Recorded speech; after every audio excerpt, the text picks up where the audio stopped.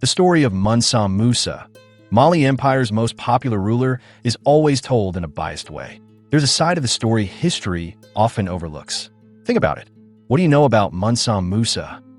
He's regarded as the richest man that ever lived. He led the most extravagant pilgrimage in the history of humanity and gave away so much gold in Cairo that Egypt suffered rampant inflation after his visit.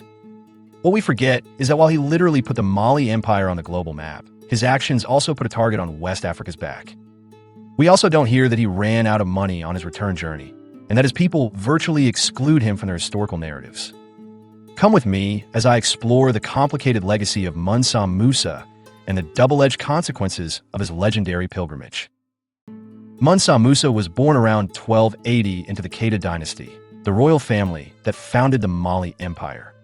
The Mali Empire, not to be confused with the present-day country of the Republic of Mali, was an empire that existed in West Africa from the 13th century till the early 17th century. By the time of Mansa Musa's birth, Mali Empire was already a growing kingdom, enriched by its control of trade routes that stretched across the Sahara Desert. By the 14th century, gold mines in Mali's provinces were said to be the source of almost half of the Eastern Hemisphere's gold exports. Also of equal importance is the trade in salt, a commodity as valuable as gold in sub-Saharan Africa. At the height of its power, Mali was the largest empire in West Africa, stretching across modern-day Senegal, Gambia, Guinea, Mali, and part Niger. Mansa Musa was not born to rule, as he was just a grandson of the brother of the great Sundiata Keita, who was the founder of the Mali Empire. Musa came to power under unusual circumstances. According to the Arab historian Ibn Fadlallah al-Amari, Musa was appointed as deputy ruler by his predecessor, Musa Abu Bakr II, a king obsessed with exploring the Atlantic Ocean. Abu Bakr allegedly outfitted a fleet of hundreds of ships and set out west, determined to discover what lay beyond the sea. He never returned. In his absence, Musa became Mansa, the title for emperor in Mali, and began what would be one of the most legendary reigns in African history. Mansa Musa became the ruler of the Mali Empire in the early 1300s. His early reign was spent conquering neighboring kingdoms. He later said that he had conquered 24 cities and their surrounding districts before his pilgrimage. In 1324, Mansa Musa embarked on his now famous pilgrimage to Mecca, leading the most opulent caravan across the Sahara. Tens of thousands of people traveled with him. Reports mention 60,000 attendants, 12,000 slaves, and 100 camels, each carrying hundreds of pounds of pure gold. In Cairo, he gave away so much gold that the price of gold crashed, causing a decade-long inflation that shook Egypt's economy. Mansa Musa didn't just give away gold. He built mosques, funded scholars, and commissioned architecture in every major city along his route. His journey placed the Mali Empire on the world map, quite literally. One of the most famous maps of the medieval world, the Catalan Atlas that was created in 1375, shows a black king seated on a golden throne in the heart of Africa, holding a golden orb, with a caption describing the Mansa, and noting that this king is the richest and noblest of all these lands due to the abundance of gold that is extracted from his lands. Mansa Musa's motivations for such an extravagant journey remain debated. Some say his generosity was pure religious devotion. Others believe it was a political move to align the Mali Empire more closely with the broader Islamic world. Or perhaps, to make his empire impossible to ignore.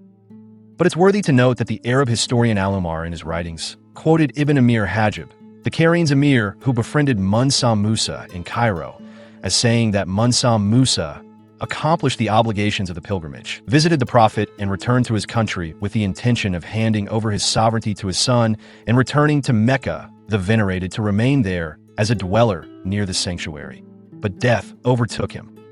Whatever Mansa Musa's motivation was, on his return to the Mali Empire, he focused on building centers of knowledge. He brought architects from across the Islamic world to construct mosques, madrasas, and libraries, particularly in Timbuktu, which became one of Africa's most important centers of learning. He established connections with scholars in Cairo and Mecca, bringing books and teachers back to the empire. His vision helped turn the Mali Empire into a cultural and intellectual giant. Remember Mansa Musa, on his way to Mecca, giving away so much gold that Egypt suffered over a decade-long inflation?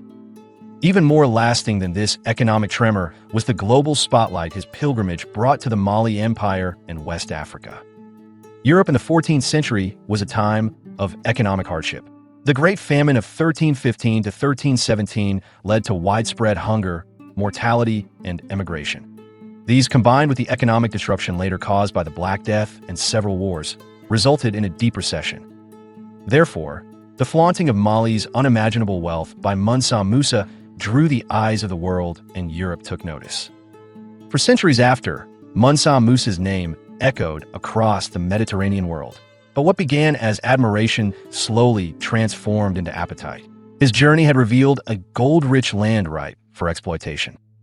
As the age of exploration dawned, European sailors armed with the Catalan Atlas map I mentioned earlier went south in search of the land of abundant gold depicted in the map. Portuguese explorers were the first to venture down West Africa's Atlantic coast in the 15th century, and behind their voyages was the expectation of finding the gold-rich Black Kingdom whispered about since Mansa Musa's time. By the 19th century, the attention had evolved into colonization. The scramble for Africa wasn't about land. It was about resources, gold, ivory, palm oil, and other natural resources. And at the root of that allure was an idea planted long ago. For some reasons, Mansa Musa's journey back from Mecca is seldom talked about. This may be because it's vastly different from the extravagant first half of the journey. Through a series of mishaps, the Mansa and his people got lost in the desert. They were attacked and robbed by Bedouins, and many of them died of starvation and thirst. By the time they eventually got back to Egypt, Mansa Musa and entourage had no money on them and were forced to borrow money from Egyptian merchants at very high rates, and had to sell some of their possessions. A passage from the writings of the Arab historian Ibn Khaldun noted that Mansa Musa could not meet his expenses. He therefore borrowed money from the principal merchants. Among those merchants who were in his company were the Banu al-Qawaik, who gave him a loan of 50,000 dinars. He sold to them the palace, which the Sultan had bestowed on him as a gift. Siraj al-Din al-Qawaik sent his vizier along with him to collect what he had loaned to him, but the vizier died there. Siraj al-Din sent another with the son. He died, but the son, Fakhr al-Din Abu Jafar, got back some of it. Mansa Musa died before he died, so they obtained nothing more from him. Despite Mansa Musa's fame in global history, he is hardly mentioned in Mande oral histories, especially in the performances of the griots, narrators of oral traditions. Because Mansa Musa's reign, while extraordinary, was tied to a religious journey abroad and a cosmopolitan identity, less rooted in local Mande mythos. For the griots, history is not just about wealth or expansion. Some oral traditions even treat Mansa Musa as an outsider, a nobleman from a collateral line, not the direct heir of Sundiata Keita, the legendary father of the Mali Empire, and others denounce him for being unfaithful to tradition and wasting Mali's wealth. Mansa Musa ruled for about 25 years, until his death around 1337. He left behind not just treasure, but a legacy of prosperity, education, and Islamic devotion. Under his rule, Mali became the most famous kingdom in Africa. Mansa Musa's pilgrimage to Mecca remains one of history's most legendary journeys. He reshaped the Mali Empire and the world's perception of Africa. But in doing so, he may have also set in motion forces that would subjugate the continent.